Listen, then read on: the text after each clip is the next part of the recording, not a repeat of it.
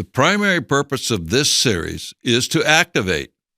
That means, how can we move the agenda of the John Birch Society forward so that we can stop the globalists and secure our God-given freedoms for generations to come? In the last segment, I discussed some fundamentals. Having knowledge of the basic principles is necessary if one is to be an activist. It is a necessity when networking with individuals who may not have the same level of understanding. Once you are educated on the basic fundamentals and principles that built this great country, you can turn every new interaction into an opportunity. It is that simple. This is one of the reasons we promote tools like the Constitution is the Solution video series. Once people begin to understand the Constitution, they start to see the bigger picture.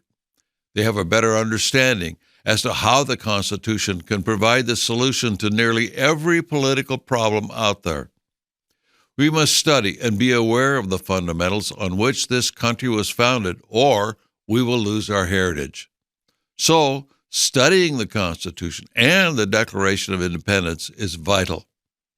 Along with the founding documents, we must also be aware of the basic fundamental beliefs our nation was founded on, beliefs that are rarely taught in the schools today.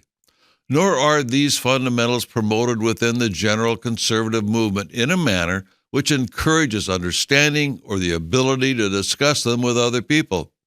For this reason, I wrote 2 books, American Exceptionalism, What Makes America Great, and Private Property, as Sacred as the Laws of God. I encourage you to read both of them. Once you have read them, have your children read them. The first book is American Exceptionalism, What Makes America Great. Many of you may think this is information you already know. However, if that were the case, I would never have written it. American exceptionalism is what sets us apart from the rest of the world. It is what made our country the most free and prosperous nation in the history of man. Many of these exceptions are taken for granted. This book will explain how America is like no other country when it comes to their practices and structure of government.